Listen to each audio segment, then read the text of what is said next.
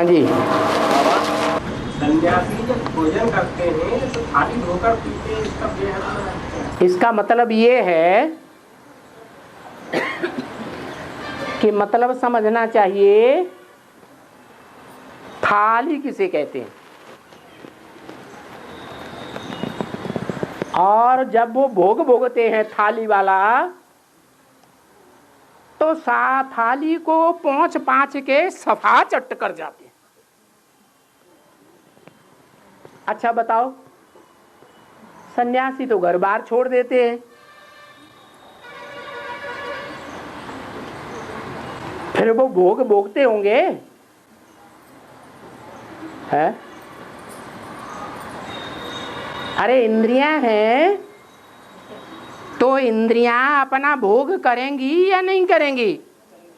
हैं? इंद्रियां तो भोग जरूर करेंगी।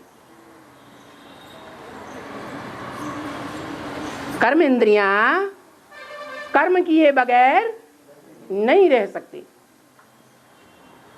तो चाहे सन्यासी ही क्यों न हो, कहते हैं हम कर्म सन्यासी हैं क्योंकि भोजन बनाते नहीं हैं। क्या बनाते नहीं हैं? बना बनाया खाते हैं। तो उनके सामने थाली आती है या नहीं आती है? हैं? आती है। तो वो जो थाली आती है उस थाली को पोंछ पाँच के सारा हप कर जाते हैं, एक कणा दाना भी नहीं छोड़ते। अब हद की थाली होगी या बेहद की थाली है? नाम थाली क्यों पड़ा? था और ली, क्या ली? था ली। जो तैराक होते हैं ना, वो गहरे पानी में जब डूबते हैं तो उसे क्या कहते हैं? थाली। तो ये सन्यासी भी जब चैतन्य थाली सामने आ जाती है, खुदान खास्ता, रोज तो नहीं आती है, है? खुदान खास्ता थाली आ जाती है तो वो उसको कैसे भोग करते हैं? पूरा ही सफा चट कर जाते हैं। माना उस थाली में दूसरे जीव जंतुओं को खाने योग्य कुछ भी नहीं मिलेगा। समझ में आया कि कहें मूढ़मती है? अरे हाँ ना करो ना, फिर हम और समझाएं। आके तो बैठ जाते हो हैं? अरे क्या था? आ गया, चलो हाँ आगे चलो। हाँ, ऐसी कौन सी विशेषता है, ऐसी कौन सी विशेषता है जो मूर्ति कला का अनुभव कराती है? हाँ, जो निरंतर स्मृति है वो ऐसी विशेषता है जो आत्माओं को उड़ती कला का अनुभव कराती है। और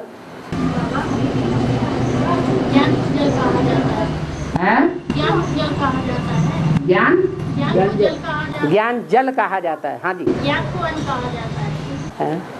याद को अन्न कहा जाता है, अनाज कहा जाता है। तो बेहद में शिवराज सिंह चौहान ने जो 1 रुपए किलो गेहूं किए, बेहद में माने हद में किए, हद में जो अनाज है वो खाया जाता है, चबा चबा के खाते हैं ना, हैं? उसको सस्ता कर दिया। हाँ, हद का भोजन चबा चबा के खाते हैं ना।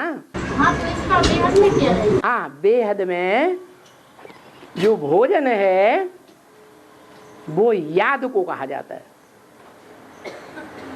और किसी की याद कब आती है? किसी की याद कब आती है? अरे कभी कोई संसर्ग संपर्क में आया होगा किसी के भी, दिल लगा करके, दिल लगा करके कोई भी किसी के संसर्ग संपर्क में आया होगा तो उसको उसकी याद आवेगी या नहीं आवेगी? हैं? आवेगी। और उस याद ने संसर्ग में, संपर्क में, संबंध में आते समय सुख दिया होगा तो गहरी याद आवेगी या थोड़ी थोड़ी आवेगी? है गहरी। ये याद आत्मा का भोजन है। ये आत्मा का भोजन देहधारियों से भी मिलता है और आत्मा का भोजन परमपिता परमात्मा की याद से भी मिलता है। कौन सा भोजन श्रेष्ठ होगा? है? और परमपिता परमात्मा की याद भी व्यभिचारी भी होती है और अव्यभिचारी भी होती है।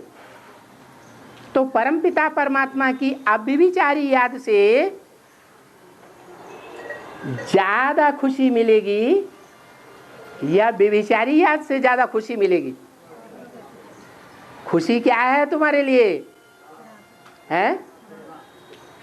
तुम्हारी खुशी की खुराक है। खुराक है या नहीं?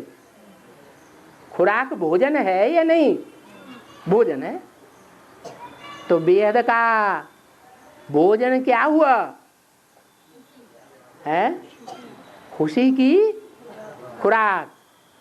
और वो खुशी की खुराक देहधारियों से भी मिलती है और भगवान से भी मिलती है। देहधारियों से जो खुराक कलयुग के अंत में ले रहे हैं वो व्यभिचारी खुराक ले रहे हैं या अव्यभिचारी खुराक ले रहे हैं? है? वो भी व्यभिचारी है। व्यभिचारी अगर व्यभिचारी खुराक लेने वाले हैं तो उनका माथा हमेशा गर्म रहेगा या ठंडा रहेगा? है? गर्म रहेगा। क्योंकि जो व्यभिचारी खुराक लेते हैं उस खुराक में भी कोई बहुत अच्छी होती है और कोई बहुत खराब होती है। तो जो बहुत अच्छी खुराक है अगर खुदान खास्ता वो खुराक न मिली तो क्या हो जाते हैं? कामेशु है, क्रोधेशु हो जाते हैं, फिर बहुत दुख पाते हैं। वो तो हुई देहधारियों की खुराक खुशी की। और यहाँ है परमपिता परमात्मा की याद। तो जो परमपिता परमात्मा की याद है वो भी दो प्रकार की है, व्यभिचारी और अव्यभिचारी। तो बताओ अभी कौन सी खुराक लंबे समय तक चलती है? हैं? अपने अपने दिल से पूछो। दिल तो बताता है ना सबको। अव्यभिचारी खुराक परमपिता परमात्मा की बुद्धि में सदैव चलती है या व्यभिचारी चलती है? हैं? व्यभिचारी ही जास्ती चलती है। जब अव्यभिचारी खुराक ज्यादा मिलेगी बुद्धि को, मन को, उस समय हम त्रेता युगी सीढ़ी में चढ़ने लग पड़ेंगे। उसकी याद बताई है बाबा ने, उसकी पहचान बताई है बाबा ने कि जब तुम त्रेता युग की सीढ़ी चढ़ने लग पड़ेंगे तो तुम्हारा डिस्चार्ज होना बंद हो जाएगा। शक्ति जो ऊपर जानी चाहिए, मस्तक में जानी चाहिए, वो शक्ति अभी क्षीण हो जाती है। शक्ति क्षीण होने से हम पतित कहे जाते हैं। फिर क्या होगा? द्वापर युग, त्रेता युग की सीढ़ी चढ़ने पर क्या होगा? हमारी आत्मा ऊपर ही चढ़ेगी, नीचे नहीं उतरेगी। जैसे पृथ्वी के चारों तरफ वायुमंडल है और वायुमंडल के ऊपर स्पेस है, आकाश के ऊपर स्पेस, आकाश में फिर भी वायु रहती है। तो वायु में जो भी जीव जंतु होंगे या हवाई जहाज वगैरह होंगे, अगर मशीनरी फेल हो जाए तो कौन आकर्षित कर लेगा? है पृथ्वी, धरणी उसको आकर्षित कर सकती है। लेकिन अगर वायुमंडल से परे स्पेस में कोई पहुंच जाए तो धरणी का आकर्षण नहीं रहता है। तो ऐसे ही होता है,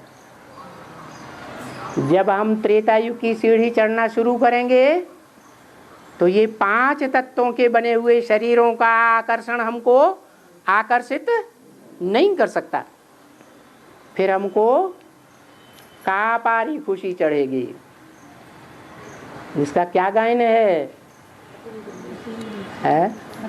अतीन्द्रिय सुख पूछना हो तो गोप गोपियों से पूछो। और बाबा जब पुरुषार्थ करते करते कर्मातीत अवस्था होने लगती है, कोई भी आत्मा अनुभव करती है, तो क्या वो नारायण की स्टेज उसी को कहेंगे क्या? अभी किसी की स्टेज ऐसी बनती है, पुरुषार्थ होने लगती है। आगे चल के जब पुरुषार्थ खत्म होने होती है, पुरुषार्थ जब ऐसा होगा कि कर्मातीत अवस्था हो जाएगी, अर्थात 63 जन्मों के अच्छे कर्म या बुरे कर्मों का खाता समाप्त हो जाएगा, तो कोई भी आत्मा हमको डिस्टर्ब नहीं करेगी। क्या?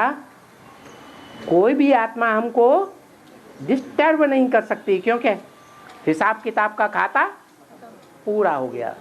तो आत्मा लगातार चढ़ती कला का अनुभव करेगी या बीच बीच में गिरती कला का अनुभव करेगी?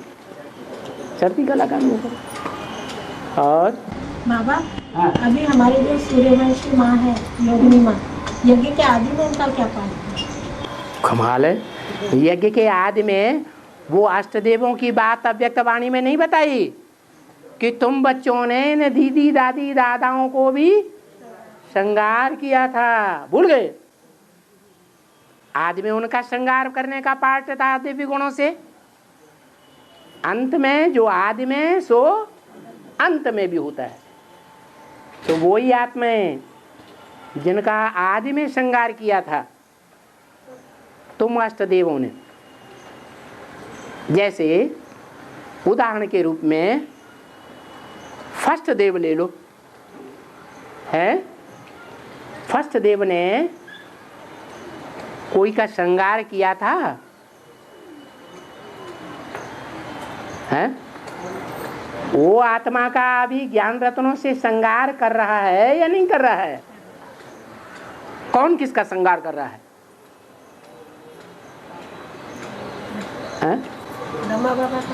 ब्रह्मा बाबा का श्रृंगार आदि में भी किया और अब अंत में भी कर रहा है। आदि में भी श्रृंगार किया, अंत में भी कर रहा है। अभी अंत में कैसे श्रृंगार कर रहा है? हैं? ज्ञान रत्नों से। ये जो ज्ञान रत्न है, जिसको ज्ञानामृत कहा जाता है, वो आदि से लेकर के ब्रह्मा के शरीर छोड़ने तक, अथवा जब तक बाप प्रत्यक्ष नहीं हुआ था तब तक ज्ञान अमृत नहीं था। तो ज्ञान रत्नों से श्रृंगार करने का भी सवाल नहीं था। 76 के बाद ज्ञान रत्न है, ज्ञान का अमृत भी है। मुरली में बोला है, इस समय तुम बच्चे ज्ञान अमृत नहीं कहेंगे। ज्ञान तो है लेकिन अमृत का रूप नहीं धारण किया। क्यों? क्योंकि जिस समय मुरली ये बोली थी उस समय तक विचार सागर मंथन ज्ञान का नहीं हुआ था। और अब सबकी बुद्धि थोड़ी बहुत चलती है या नहीं चलती है? चलती है। विचार सागर मंथन चलता है। तो विचार सागर मंथन होने से रतन निकलते हैं, सागर में रतन भरे हुए हैं। सागर में कचड़ा भी भरा हुआ है। क्या कोई विरोधी लोग हैं जो कचड़े का आलोड़न कर रहे हैं? क्या ग्लानि की बातों का, बदबू फैलाने वाली बातों का आलोड़न करते हैं। तो सागर में से रतन निकालते हैं या कचड़ा निकालते हैं? वो कचड़े में ही डूब मरेंगे। विनाश के टाइम पर क्या होगा उनका असर? कि वो कचड़े में डूब मरेंगे। और तुम बच्चे क्या करते हो? हैं ज्ञान सागर के ज्ञान रत्नों का आलोड़न करते हो, तो तुमको ज्ञान रतन मिलते हैं। ये जो ज्ञान रतन है, एक एक रतन लाखों की वैल्यू का है। ये रतन अभी तो ज्ञान रतन है, सूक्ष्म बातें हैं। ये सतयुग, त्रेता, द्वापर, कलयुग, चारों युगों में स्थूल रतन बन जाएंगे। इस समय जिसकी बुद्धि में बहुत विचार सागर मंथन चलता है, ज्ञान रत्नों से सुबह से शाम तक खेलता रहता है, 84 जन्मों में उसको क्या प्राप्ति होगी? छोटा साहूकार बनेगा या बड़ा साहूकार बनेगा? बड़ा साहूकार बनेगा। और जो अंदर वाले ले जाएंगे, बाहर वाले ले जाएंगे, तो बाहर वाले किससे कहा जाएगा? तो सरेंडर हैं वो अंदर वाले, जो बाप के ज्यादा संबंध, संपर्क और सानिध्य में आते हैं। आपके घर में बाहर वाले भी हैं और कोई अंदर वाले भी हैं या नहीं? लौकिक घर में, आपके लौकिक घर में कोई अंदर वाले बाहर वाले हैं या नहीं? आपकी दृष्टि में है। तो जो अंदर वाले हैं वो आपके ज्यादा सानिध्य में रहते हैं, ज्यादा संबंध में रहते हैं, ज्यादा संपर्क में आते हैं, वो अंदर वाले हो गए। और बाहर वाले, अरे थोड़ी बहुत बातचीत की, थोड़ी बहुत लड़ाई वड़ाई की और फिर बाहर, तो उनका संसर्ग, संपर्क, संबंध थोड़ा रहता है, उनको कहते हैं बाहर वाले। बेसिक में भी ऐसे ही था। बेसिक में जो सरेंडर्ड हैंड से वो बाबा के ज़्यादा नज़दीक थे, ज़्यादा नज़दीक रहते थे, या दुनिया वालों की तरह दूर रहते थे? ज़्यादा नज़दीक रहते। उनके लिए भी वही बात लागू हो रही थी। क्या अंदर वाले रह जाएंगे और बाहर वाले ले जाएंगे? कैसे साबित हुई ये बात? जो अंदर में सरेंडर्ड वर्ग था, वो सरेंडर्ड वर्ग अंदर वाला बाप के ज्ञान रत्नों को और बाप को नहीं पहचान सका। पहचान सका नहीं। जो बाहर वाले समझे जा रहे थे, घर गृहस्थ की कीचड़ में रहने वाले, वो ले गए कि नहीं ले गए? यहाँ जो भी बैठे हुए हैं वो घर गृहस्थ की कीचड़ में थे या नहीं थे? है? तो बाहर वाले ले गए और अंदर वाले रह गए। यहाँ भी ऐसे ही लागू होगा। क्या अंदर वाले जो हैं सरेंडर्ड हैंड्स, अगर श्रीमत पर नहीं चलते हैं, बाप के कार्य में सहयोगी नहीं बनते हैं, बाप की अव्यभिचारी याद में नहीं रहते हैं, व्यभिचारी याद में रहते हैं, बाहर की दुनिया में उनकी बुद्धि धरी रहती है, तो देखने में तो, कहने में तो, दुनिया वालों की दृष्टि में तो वो अंदर वाले हैं, सरेंडर्ड हैं, लेकिन बाप की दृष्टि में अंदर वाले हैं या बाहर वाले? बाहर वाले। इसलिए बोला कि अंदर वाले रह जाएंगे। जैसे ब्रह्मा कुमारियाँ मसनत पर बैठी रहती हैं 24 घंटे, बढ़िया बढ़िया माल खाती रहती हैं, और ये पलक पलैया मोटक पटैया बैठी हुई। ब्रह्मा कुमार भी लाल लाल टमाटर रखे हुए हैं, ईश्वर की सेवा कहते हैं, ईश्वर को पहचानते हैं? पहचानते ही नहीं। तो न बाप को जानते हैं, न बाप को पहचान की सेवा देख कर सकते हैं। ऐसी आत्माएं सेवा करती हैं या डिससर्विस करती हैं, लोगों को भरमाती हैं, लोगों को भरमाती हैं, बाप का परिचय खुद ही नहीं जानती और दूसरों को झूठा झूठा परिचय देती रहती है। तो डिससर्विस कर रही है या सर्विस कर रही है? और वो डिससर्विस करने वाले बेसिक में भी अंदर वाले ज्यादा हैं या बाहर वाले? अंदर वाले। ऐसे ही यहाँ भी एडवांस में भी ढेर के ढेर ऐसे हैं जिनकी बुद्धि आपस में ही देहधारियों में चिपकी रहती है, उनको बाप की याद नहीं। ये नियम है, बाप की सेवा करेंगे तो बाप की याद आएगी, और आपस में देहधारियों से अटैचमेंट रखेंगे तो किसकी याद आएगी? देहधारियों की याद आएगी। देहधारियों की याद आएगी तो जन्म जन्मांतर किससे प्राप्ति होगी सुख की?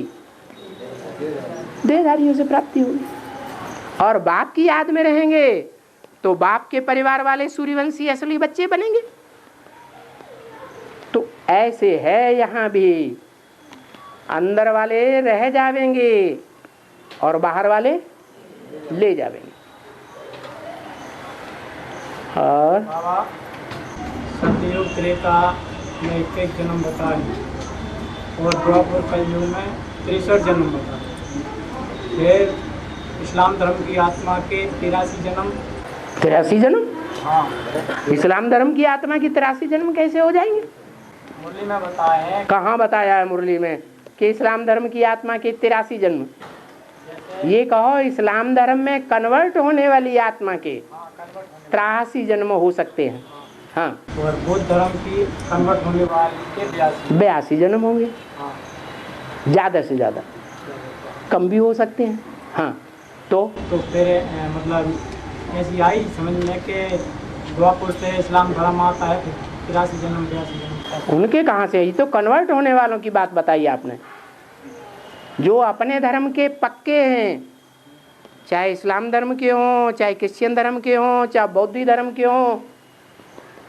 अगर अपने धर्म के पक्के हैं, कभी कन्वर्ट नहीं होते हैं, तो उनके कम जन्म होंगे या कन्वर्ट होने वालों की तरह होंगे? है? हाँ, जो भारतवासी कन्वर्ट हो जाते हैं उनके ज़्यादा जन्म होंगे, क्योंकि भारतवासी फिर भी सतयुग त्रेता में भारतवासी होकर रहे ना, तो उनके ज़्यादा जन्म है।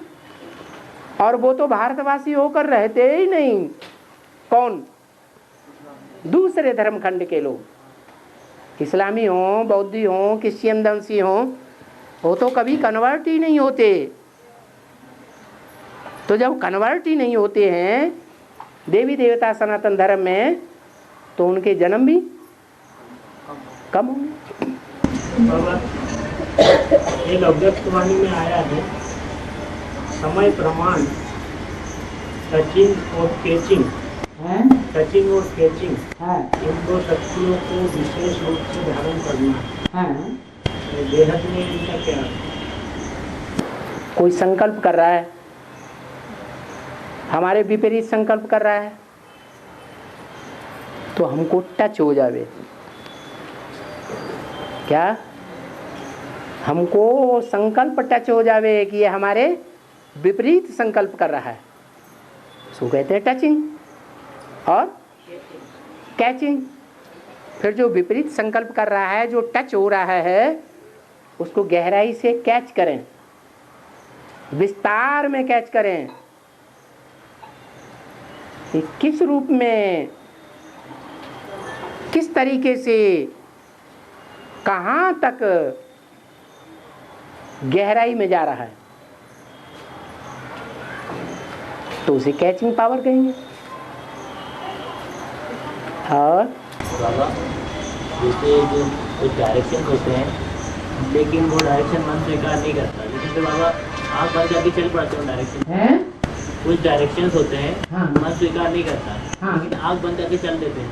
तो आँख बंद करके चलती है डायरेक्शन। आंख बंद करके उस डायरेक्शन पर चल पड़ते हैं। आँख बहुत सही है या नहीं? अगर मन स्वीकार नहीं करता है तो मन को देखना चाहिए कि वो डायरेक्शन हमने किससे लिया है। नहीं देखना चाहिए, हैं? देखना चाहिए। देहधारी से लिया है या डायरेक्ट बाप से लिया है या डायरेक्ट मुरली से लिया है। जो मुरली के महावाक्य की व्याख्या बाप ने दी है उसके अनुसार डायरेक्शन है या किसी की मनमत के आधार पर डायरेक्शन है, मनुष्य मत के ऊपर है, ये फर्क तो करना पड़ेगा। बाबा ने तो बोल दिया ब्रह्मा कुमारी की भी मत क्या करना पड़े, हाँ टैली करनी पड़े, राइट है या रंग है। तो आपको डायरेक्शन बड़े से बड़े डायरेक्टर से मिला या ब्रह्मा कुमार कुमारियों से मिला है? अभी नहीं मिला। ले रहे हैं बाबा डायरेक्शन। ले रहे हैं तो लेते समय ये भी देखना है कि वो डायरेक्शन श्रीमत के अनुकूल है या प्रतिकूल है। और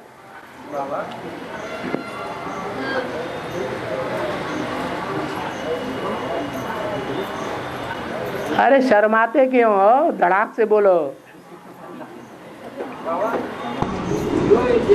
हैं? जो जिम्मेवारी उठाएगा वो तुम्हारी काल खाएगा। वो यहाँ ईश्वरीय सेवा की जिम्मेवारी उठाएगा वो वहाँ बड़े राज्य की जिम्मेवारी उठाएगा। ठीक है, हाँ तो हाँ चलो बाबा हाँ बाबा भोपाल से नजदीक भोजपुर है, वहाँ पे शिव की बहुत बड़ी लिंग है, बहुत बड़ी मंदिर है पहाड़ के ऊपर। हाँ। पूरा मंदिर पत्थरों से बनाई गई है। हाँ। तो ये बेहद में भोजपुर पहाड़ बनाया जाता है या पहाड़ प्राकृतिक होता है? प्राकृतिक पहाड़ है, लेकिन ऊपर जो मंदिर खड़ा किया गया है वो बड़े बड़े पत्थरों से बनाया गया। हाँ तो इसका बेहद में अर्थ क्या है? भोजपुर और वो शिवलिंग वहाँ पे, इसका बेहद में मतलब क्या हुआ? भोज माने क्या होता है? हैं? अरे भोज माने भोग ना, वो भोगपुर है वो हाँ भोज का ही अर्थ भोग, भोज शब्द से ही भोग वासना बनती है। और ये है भोपाल, भो से बनता है सारी पृथ्वी और पाल माने पालने वाला। जो सारी पृथ्वी को पालने वाला है उसकी यादगार में बना भोपाल।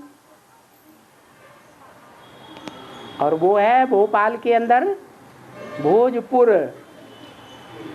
कैसा पुर, कैसा नगर, जहाँ भोग वासना बहुत है। पार्वती माता है तो उनने अब घटी नहीं करी पार्वती माता ने सेमी की। तो उन्हें उनके पति परेशान कर रहे थे, तुम्हारे बाबा मुझे रोज सपने में आते गाड़ी वाले, मुझे बहुत परेशान कर रहा है, मुझे बहुत तंग कर रहा है। क्या बोला है? अरे ये आगे वाली माताएं सुन ही नहीं पाती। की माता है प्रेम माता, उन्होंने अभी भट्टी नहीं करी। भट्टी नहीं करी। हाँ तो उनके पति कहते हैं तुम्हारे बाबा हमें परेशान कर रहे हैं।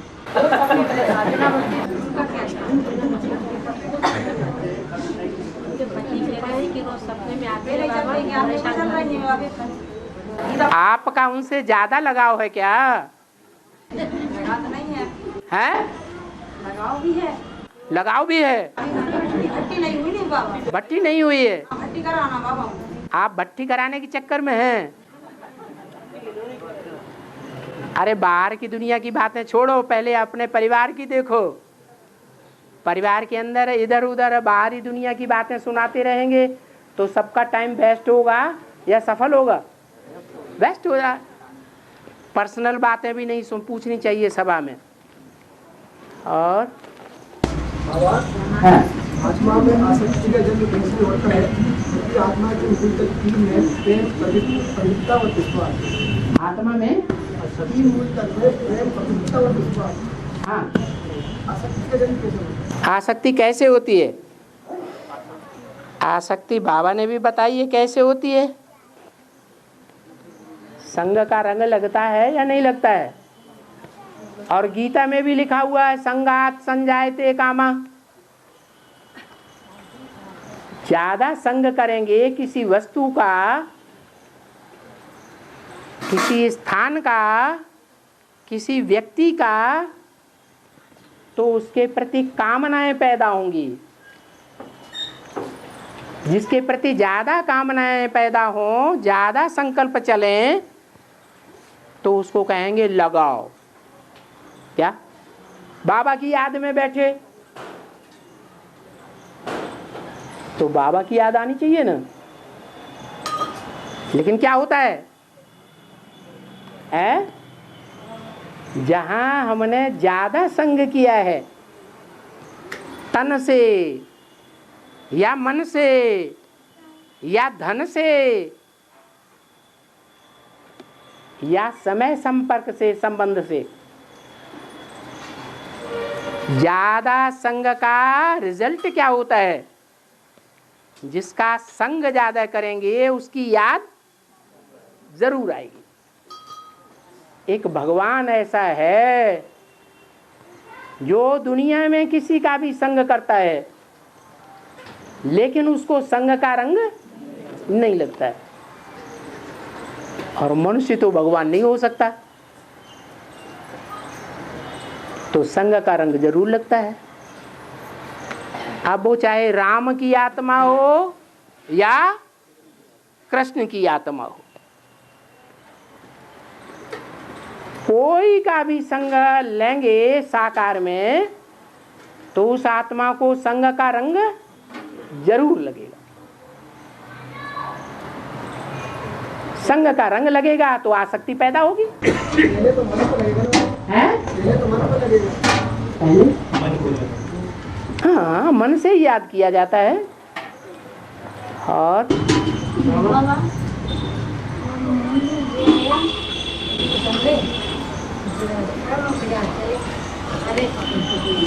अरे पूछते पूछते घूंघटी मार लिया है। क्या पूछ रही है? तो अच्छी बात है ना, बाबा आपको याद दिलाता है कि आत्मिक स्थिति में रह करके सुनो। है और यथार्थ याद क्या है? यथार्थ याद क्या है? विशेष क्या ध्यान रखना? और उसका विशेष क्या ध्यान रखना चाहिए? विशेष क्या ध्यान रखना है? क्या ध्यान रखना है? विशेष क्या ध्यान रखना चाहिए? असली याद जो है, शिवाय आत्मा और परम आत्मा का, परम पिता का जो स्वरूप है असली, उसी की याद रहे। और वो भी परम धाम में नहीं, क्योंकि परम धाम में रहने वाला जो बाप है वो कुछ करता है या नहीं करता है? वो कुछ नहीं करता। उसकी याद नहीं, किसकी याद? परम पिता शिव जब इस सृष्टि पर आते हैं, उस मुकर्रर रथ में, उस साकार में सारा कार्य करते हैं। उस साकार में निराकार की याद रहे और कोई भी याद ना आए। जैसे दीपक है, दीपक की लौ खड़ी हुई है निश्चल, कोई माया का झोंका नहीं लगता है, तो कहेंगे असली याद। अगर माया का झोंका थोड़ा भी आता है तो दीपक की लौ इधर उधर हिलती है, तो उसे यथार्थ याद नहीं कहेंगे।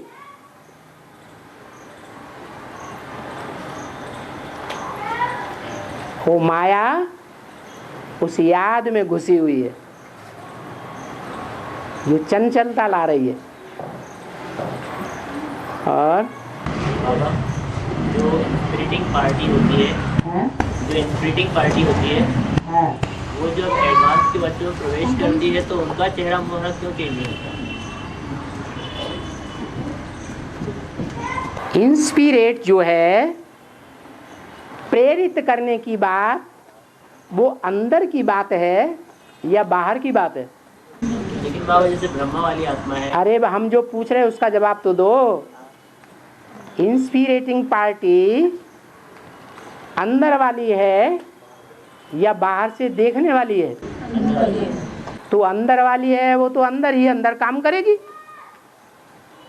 इंस्पिरेट करेगी, प्रेरित करेगी। जो इंस्पिरेटिंग पार्टी है वो प्रेरणा देने वाली आत्माओं की पार्टी है। उनकी प्रेरणा से हम कोई कार्य करें या न करें, ये हमारी आत्मिक स्थिति के ऊपर निर्भर है। जैसे मान लो शंकर का पार्ट है, शंकर का पार्ट याद का पार्ट है, और वो याद सदैव एक जैसी होती है या ऊपर नीचे होती है? बैठो जाके एक जैसी दिखाते हैं। शंकर की तो एक जैसी दिखाते हैं। एक जैसी दिखाते हैं, वो संपन्न स्टेज की यादगार है, संपूर्ण स्वरूप की यादगार है, या सारे पुरुषार्थी जीवन की यादगार है? संपन्न स्टेज की यादगार है। तो शंकर का जो पार्ट है, जिसे मिक्स पार्ट कहा जाता है, वो एक ही जैसा पार्ट होता है या हिलता डुलता होता है? कुछ न कुछ हिलता डुलता होता है या नहीं होता है? पुरुषार्थी पीरियड में हिलता है। हाँ, पुरुषार्थी पीरियड में नीचे ऊपर कुछ न कुछ होता है ना। तो जो ऊपर नीचे होता है, इससे साबित होता है कि ज्ञान चंद्रमा ब्रह्मा कहो, ब्रह्मा रूपी बैल कहो, वो उसके ऊपर सवार है। लेकिन शंकर बैल के ऊपर अभी सवार नहीं है। जब बैल पर शंकर की सवारी हो जाए तब कहेंगे इंस्पिरेटिंग पार्टी के ऊपर प्लानिंग पार्टी वाले शंकर ने कंट्रोल कर लिया। अभी इंस्पिरेटिंग पार्टी अंदर ही अंदर इंस्पिरेट कर रही है माया की ओर, या बाहर दिखाई पड़ेगी? हैं? और बिना प्रवेश किए कैसे इंस्पिरेट करती है? अरे चंद्रमा मस्तक में नहीं दिखाया जाता है, वो किस बात की निशानी है? प्रवेशता की निशानी है। और शंकर को पंचमुखी दिखाते मतलब हाँ, क्यों दिखाते मतलब? अरे वो पंचमुखी ब्रह्मा कहो, पंचमुखी शंकर कहो, बात तो एक ही है। वो पांच मुख कोई और नहीं है। एक है ब्रह्मा का मुख जो काट देते हैं, वो आत्मा अलग हो गई, और देवान है अलग हो गया। तो जो आत्मिक स्थिति है वो ही चारों मुखों को कंट्रोल करने वाली है। जिसको दिखाते हैं ब्रह्मा की चार भुजाएं, वो विष्णु की चार भुजाएं। चार भुजाएं, भुजाएं जड़ होती हैं या चैतन्य होती है? जड़ होती हैं। तो उन जड़ भुजाओं को चलाता कौन है? भुजाएं अपने आप चलती हैं या कोई चलाने वाला है? तो जो चलाने वाला है वही पांचवा ब्रह्मा सो विष्णु कहा जाता है, वो ही शंकर है। और बुद्धि स्वच्छ बनकर है, बुद्धि स्वच्छ बनकर एक बाप की अव्यभिचारी याद में लग जाए है, इसकी क्या युक्ति है इसकी क्या युक्ति है? जितना गुड़ डालोगे उतना मीठा होगा। क्या? जितना ईश्वर की सेवा में तन अर्पण करेंगे। देखो अपने अपने दिल के अंदर, जब से ज्ञान में आए हैं तब से लेकर कितने परसेंट हमने तन ईश्वर की सेवा में लगाया और कितना परसेंट अपने देह के संबंधियों की सेवा में लगाया। हिसाब कुछ बनेगा कि नहीं बनेगा? बनेगा नहीं बनेगा? बनेगा। आदि से लेकर के अंत तक जितना बैलेंस होगा वैसी ही अंत मते सो गति बनेगी। अगर कोई आत्मा ऐसी है कि जब से ज्ञान में आई, जब से बाप को पहचाना, जब से बाप के बच्चे बने, देह के संबंधी जैसे बुद्धि में आते ही नहीं, भूल गए। कौन सी सेवा में लग गए? ईश्वर की ही सेवा में लग गए। कोई भी देहधारी की सेवा में उन्हें रस ही नहीं आता। देहधारी संबंधी कितना भी खूब खींचने की कोशिश करें, देह के संबंधी धमकी दे दें, तुम अगर उस रास्ते पर जाओगे तो हम तुमको प्रॉपर्टी का एक भी पैसा नहीं देंगे, तो भी उनके ऊपर कोई फर्क पड़े है? नहीं पड़ेगा। ये निशानी होगी अष्टदेवों की। और वो पावरफुल आत्माएं हैं जन्म जन्मांतर की कि कमजोर आत्माएं हैं? तो पावरफुल आत्माएं होने के नाते अपने हिस्से का एक भी पैसा दे के संबंधियों को नहीं छोड़ेंगे। क्या कहा है? मंजिल ऊंची है, तन भी पूरा अर्पण करेंगे और धन भी पूरा अर्पण करेंगे। जो भी धन है अगर कमा भी रहे हैं नौकरी पेशा या धंधे धोरी से, तो उस कमाए हुए पैसे का एक भी पैसा अपने यूज में नहीं लाएंगे। उनकी क्या लगन रहेगी? कमाया हुआ एक एक पैसा सफल हो, काहे में? ईश्वरीय सेवा। अब नियम बनाया हुआ है, नियम है, जहां हमारा तन होगा वहां हमारा मन होगा। कोई व्यक्ति है, एक राज्य चला रहा है और कोई सुंदर वैश्या के चक्कर में आ गया और रातों रात वहां बिताता है वैश्या के पास। तो वैश्या बिना धन लिए संपर्क संसर्ग में आएगी है? तन की ताकत भी वहीं गई और धन की ताकत भी वहीं गई। तो सारा दिन ज्यादा से ज्यादा कौन याद आएगा? वो याद आएगा। तो नियम बना हुआ है, जहां हमारा तन होगा वहां हमारा मन होगा, जहां हमारा धन होगा वहां हमारा मन होगा।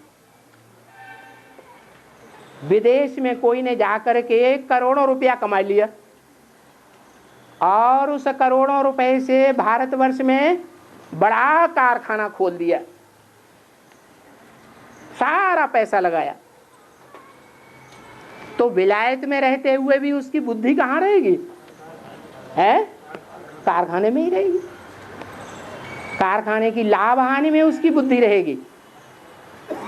ऐसे ही ईश्वरीय रास्ते में चलने वालों के लिए नियम बना हुआ है। जो ज्ञान धन भी हम कमाते हैं, वो ज्ञान धन वैश्यावृत्ति में तो नहीं लगाते हैं, बहुत से कुमारों की ये शिकायत आती है कि जो भी ज्ञान धन उन्होंने कमाया हुआ है, एडवांस ज्ञान भी लिया हुआ है, तो कन्याओं माताओं के पीछे पड़ जाएंगे। भाइयों को नहीं सुनाने की उनको लत रहेगी। किसको सुनाएंगे जाके?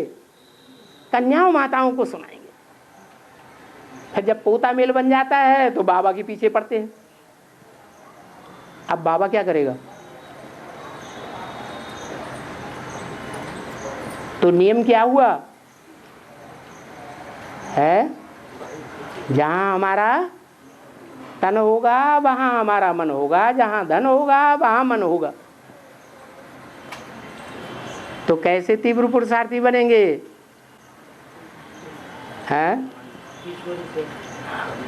अरे बाबा कोई वरदान दे दे। है वरदान तो सहज होता है ना, वरदान दे दे और सहज हो जावे। हमको कुछ न करना पड़े, हम जो करते हैं सो ही करते रहें। और आत्मा का नाम शिव होता है। आत्मा का नाम शिव होता है। तो जो नंबर 1 लक्ष्मी नारायण बनते हैं उनके आत्मा का नाम भी होता है कपिल में। उनका नाम शिव होता है। लक्ष्मी नारायण का नाम शिव होता है? नहीं, बिंदी का नाम शिव होता है। जो लक्ष्मी नारायण बनते हैं ना नंबर 1 प्रतीक में, उनके नाम भी होते हैं क्या? उनके नाम शिव होते हैं? नहीं। हाँ, क्या होते हैं उनके नाम? आत्मा के नाम होते हैं क्या? उनके नाम लक्ष्मी नारायण दी फर्स्ट, आज तो मुरली में बताया, king Edward the first, king Edward the second, king Edward the third. तो इसी तरह सतयुग में, त्रेता में यही उनका टाइटल पड़ता है। Narayan the first, Narayan the second, Narayan the fourth. Ram की भी 12 गद्दियां चलती हैं। और बाबा अक्षोनी आदि में होता है। अक्षोनी शब्द का अर्थ क्या है? अक्षोनी। अक्षोणी कहते हैं कि महाभारत में 18 अक्षोणी सेना थी, कौरवों की और पांडवों की मिला करके। वो 18 अक्षोणी सेना में जब युद्ध हुआ तो 5 पांडवों से बढ़कर के 7 अक्षोणी हो गए और कौरवों की संख्या 11 अक्षोणी बची। युद्ध का अंत हुआ तो 5 पांडव बचे, बाकी सब खलास हो गए। कहाँ की बातें हैं? इस दुनिया की बातें हैं। ये 500 करोड़ मनुष्य क्या है?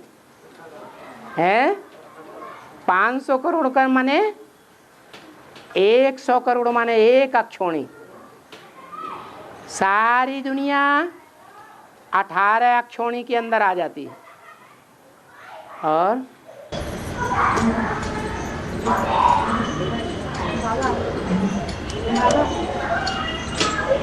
गीता की अनेकों टीकाएं, इसकी यहाँ शूटिंग कैसे होती है? गीता की अनेकों टीकाएं हैं, उसकी यहाँ शूटिंग कैसे होती है? गीता की अनेकों टीकाएं हैं, उसकी यहाँ पर शूटिंग कैसे होती है? गीता की अनेकों टीकाएं हैं, तो उसकी यहाँ शूटिंग कैसे होती है? यहाँ शूटिंग कैसे होती है? गीता ज्ञान जो बाबा दे रहे हैं, उस ज्ञान को 108 आत्माएं जो माला के, मणके, रुद्रमाला के हैं, वो अपने अपने तरीके से सुनाते हैं, सुनते हैं, समझते हैं। या जैसा बाप सुनाते, समझाते हैं, टीका करते हैं, वैसा ही सुनाते हैं, हैं? अपने अपने तरीके से सुनाते हैं। वो 108 टीकाएं हैं। हाँ, ज्ञान में मातेले और सौतेले की क्या निशानी है? मातेले और सौतेले की क्या निशानी है? और सौतेले की क्या निशानी है? माला में कितने मणके हैं? है 108। उसमें मातेले कितने हैं? जो 8 हैं वो असल सूर्यवंशी हैं या और वंशों के हैं? असल सूर्यवंशी। और बाकी है, बाकी कितने बचे? 100। तो जो 100 हैं वो असल नहीं है, कुछ न कुछ उसमें नकल बड़ी हुई है। माताओं में फर्क पड़ जाता है। इस्लाम धर्म की भी कोई माता होगी कि नहीं है? इस्लाम धर्म के जो 12 मणके हैं उनमें माता का विशेष पार्ट बजाने वाली कोई होगी या नहीं होगी? तो उनको सौतेले की लिस्ट में डालेंगे या मातेले की लिस्ट में डालेंगे? सौतेले की लिस्ट में डालें। ऐसे ही जो भी और धर्म के हैं, चाहे चंद्रवंशी ही क्यों न हो, अगर वो चंद्रवंशी ब्रह्मा के सिवाय और वंश वालों को भी फारू करने पड़ते हैं, लेकिन मुख से कहते हैं ब्रह्मा मुखवंशावली, ब्रह्मा मुखवंशावली,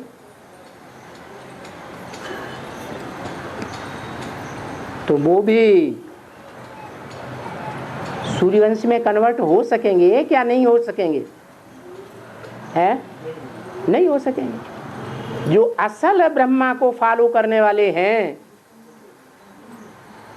लक्ष्मी की कैटेगरी के, वो ही असली हैं, वो ही मातेले हैं, और बाकी सब सौतेले नंबरवार हैं। एक जैसा परसेंटेज नहीं है, कोई मणके नीचे हैं, कोई मणके ऊपर है, कोई माला में सबसे नीचे है। और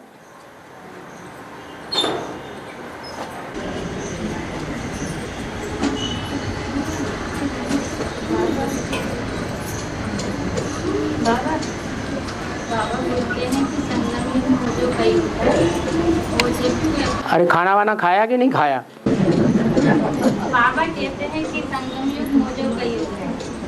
बाबा कहते हैं कि संगम युग मौजों का युग है। हाँ, तो बाबा जब भी हाथ तो उठाओ। हाँ, तो बाबा जब याद में बैठते हैं तो बहुत रोना आता है। बहुत रोना आता है। तो बाबा इसकी बेहद में क्या शूटिंग होगी? हमारा बहुत दिल दुखता है कि बाबा बहुत रोना आता है। तो वो रोना प्यार का रोना आता है या दुख का रोना आता है? अरे सर नीचे डालने से थोड़ी काम चलेगा। प्यार के याद है, प्यार के याद से बाबा, प्यार से याद आता है। तो जो प्यार के आंसू होते हैं वो तो मौज के ही हुए ना। अगर दुख के आंसू हैं तो मौजों का युग की शूटिंग नहीं हो रही। यहाँ भी दुखी हो रहे हैं तो वहाँ द्वापर कलयुग में भी लंबे समय तक दुखी होंगे। यहाँ की थोड़े समय की शूटिंग वहाँ ब्रॉड ड्रामा में लंबे समय तक चलेगी। इसलिए बाबा ने हमको ज्ञान दिया है, मौज मनाने के लिए ज्ञान दिया है या रोने के लिए ज्ञान दिया है? हैं? मौज मनाने के लिए दिया है। क्योंकि मुरली में बोला है जीवन की हर प्रकार की समस्याओं परिस्थितियों का समाधान रोज की मुरली से मिल सकता है या नहीं मिल सकता? अगर समाधान मिल जाता है तो आत्मा रोने का अनुभव करेगी या खुशी का अनुभव करेगी? ना चाहते हुए भी तो आते हैं। चाहने ना चाहने की बात नहीं है। जो ज्ञान हमको मिल रहा है वो ज्ञान हम रेगुलर सुनते हैं। उस सुने हुए ज्ञान का मनन चिंतन मंथन जुगाली करते हैं। वो ज्ञान जो हमें मिला है वो दूसरों को दान देते हैं, देते हैं। हैं? क्या? बोल नहीं पाते। अगर बोल नहीं पाते तो बाबा कहते हैं गला घुट गया। और गला कब घुटता है? हैं? अगर कोई श्रीमत पर नहीं चलते हैं तो गला घुट जाता है, गले में से आवाज निकलती नहीं। जैसे शिव के मंदिर में कबूतर भी होते हैं और तोते भी आते जाते हैं। तोते चारों तरफ ज्ञान की आवाज करते हैं, उनको ज्ञान की कंठी पड़ी हुई होती है। कंठी होती है कि नहीं? और कबूतर हर समय वहीं रहे पड़े हैं। कहाँ? शिव के मंदिर में। और जहाँ रहते हैं वहाँ ही शंकर पार्वती के ऊपर टप टप गंध मारते रहते हैं। क्या शंकर पार्वती को उनकी गंध का पता नहीं चलता होगा? हैं? गंध का पता चलता है, लेकिन माँ बाप बच्चों का सहन कर लेते हैं। तो उन कबूतरों के गले से आवाज निकलती है, ज्ञान की निकलती है, हैं? कि आवाज निकालना चाहते हुए भी अंदर की अंदर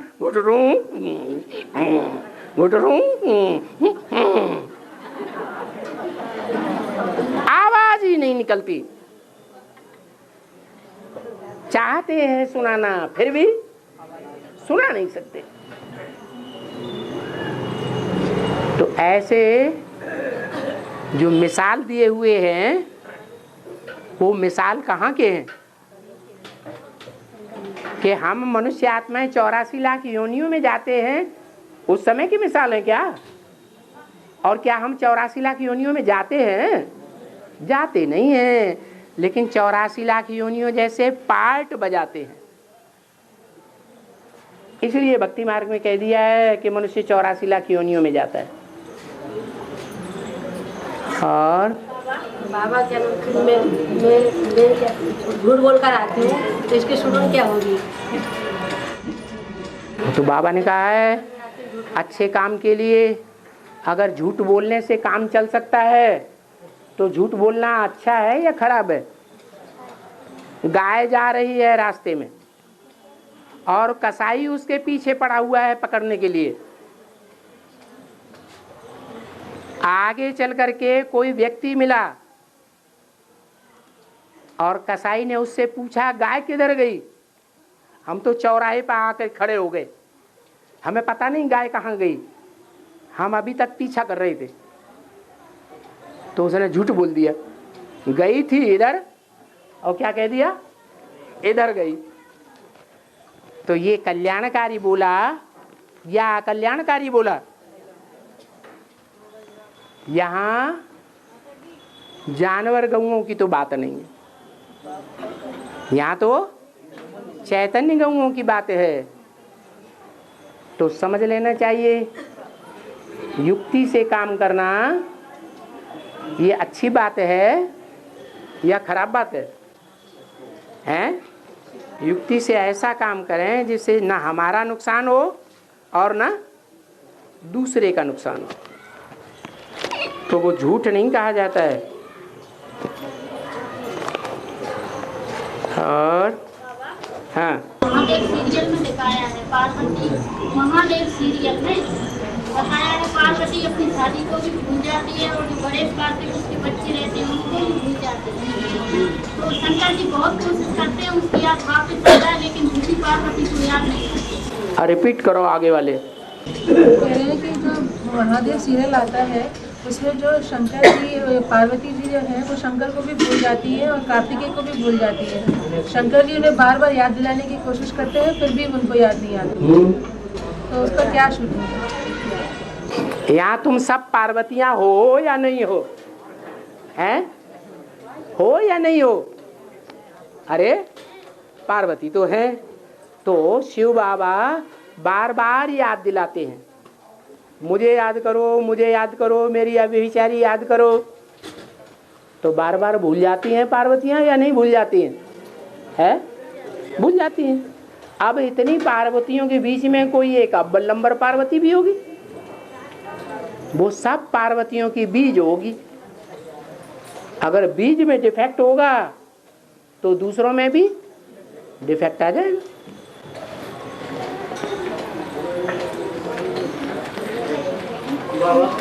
है बाप से सम्मुख राजयोग सीखने वाले बच्चों का मुख्य कर्तव्य है। बाप से सम्मुख राजयोग सीखने वाले बाप के सन्मुख राजयोग सीखने वाले किससे? बाप से। हाँ, सम्मुख राजयोग सीखने वाले बच्चों का मुख्य कर्तव्य क्या है? मुख्य कर्तव्य क्या है? उनका मुख्य कर्तव्य यह है कि राजयोग सीखें और राजयोग सीख करके जो राजयोग का ज्ञान है और देने वाले का ज्ञान है उसका परिचय दूसरों को देवें, ताकि दूसरे भी उसी लिस्ट में आ जावे। हाँ, और दुष्ट संगनी देव जाना जैसे नरक का बात है। दुष्ट संगनी देव जाना इससे अच्छा नरक का बात इसका भेद। दुष्ट संगनी देव जाता है जहाँ से भले नरक में बात है। भले नरक का वासा। दुष्ट संगनी देव जाता। हाँ, जहाँ से भले नरक का वासा है। चौपाई आ रहे हैं। आधी चौपाई सही है, आधी गलती है। दुष्ट संग जन देहि विधाता, माने ईश्वर है दुष्टों का संग न दे। ये तो भक्ति मार्ग में बोला है कि ईश्वर दुष्टों का संग देता है। अब वास्तव में क्या ईश्वर दुष्टों का संग देता है या द्वापर कलयुग में भगवान का साथ, हीरो पार्टधारी का साथ छोड़ करके हम खुद अपनी इच्छा से दुष्टों का संग करते हैं? हम खुद ही करते हैं। कोई कहे अरे द्वापर युग और कलयुग में तो हम भगवान का पार्ट कौन है, हीरो पार्टधारी कौन है, हमें जानते ही नहीं, तो हमारा दोष क्या है? चलो नहीं जानते, अभी संगम युग में तो जानते हैं। नहीं जानते कौन श्रीमत पर चलने वाले हैं और कौन श्रीमत पर चलाने वाले हैं, कौन श्रीमत पर नहीं चलने वाले हैं और दूसरों को भी श्रीमत से डिगाने वाले हैं। जानते हैं कि नहीं? तो विधाता ने संग दिया है। हमारी मुट्ठी में हमारी तकदीर है। हम चाहें तो श्रीमत पर चलने वालों का संग करें, हम न चाहें तो श्रीमत पर न चलने वालों का संग कदापि न करें। तो दुष्ट संग जनि दे विधाता, हमारी आत्मा खुद ही विधाता है। हमारी आत्मा अपने लिए खुद ही नियम कानून बनाती है। हमारे लिए कोई दूसरा नियम कानून नहीं बनाता है।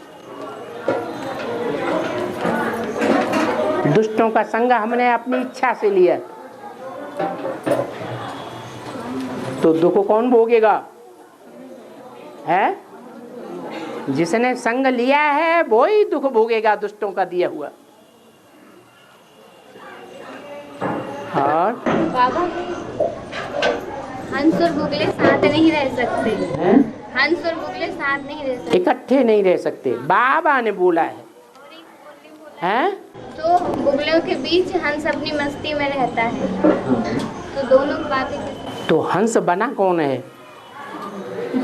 जो कहता है हंस और बगुले अपनी मस्ती में, हंस बगुले इकट्ठे नहीं रह सकते। ठीक है, पक्की बात है, ईश्वर ने बोली है तो पक्की ही बात है। लेकिन हंस अभी कोई बने हैं? बने एक हंस 100 बगुलों के बीच में अपनी मस्ती में रह सकता है।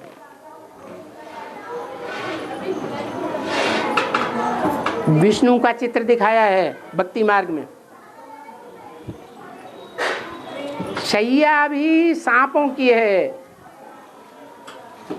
सांप बड़े विकारी होते हैं, जबरदस्त काम विकार होता है।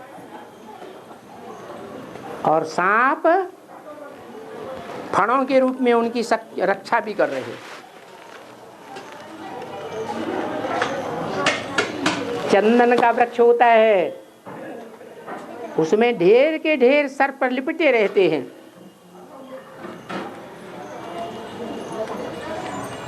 शंकर का जो पार्ट है उसमें भी ढेर के ढेर सांप लिपटे रहते हैं या नहीं लिपटे रहते हैं? हैं? लिपटे रहते हैं। तो शंकर को उन सांपों का विष व्याप्त होता है, असर करता है? नहीं करता है। ऐसे ही इस ज्ञान मार्ग में महावीर उनको कहेंगे जो विकारियों के बीच में रह करके सेवा करके दिखावे, उनको हंस कहेंगे। चारों तरफ बगुले हैं, उन बगुलों के बीच में वो हंस अपनी मस्ती में रह करके ईश्वरीय सेवा करता रहे। उसके ऊपर बगुलों का कोई असर प्रभाव न पड़े। लेकिन ऐसा हंस बनना है, बने तो नहीं है। अगर बन जाए तो कर्मातीत अवस्था होगी या नहीं होगी? है? जो ऐसे हंस हैं उनका हुजूम मानसरोवर के किनारे दिखाया जाता है। क्या वो हंस कहाँ देखे जाते हैं? जो मानसरोवर झील है, जिसे बाबा ने बोला है ज्ञान मानसरोवर, बहुत ऊंची स्टेज का सरोवर है। चैतन्य सरोवर है या जड़ है? हैं? चैतन्य ज्ञान मानसरोवर है। उसके किनारे ढेर के ढेर हंसों का वास होता है। ऐसे हंसों का वास होता है जो बगुलों के बीच में रहें तो भी सर्विस करके दिखावेंगे, डिस सर्विस नहीं करेंगे। ओम शांति।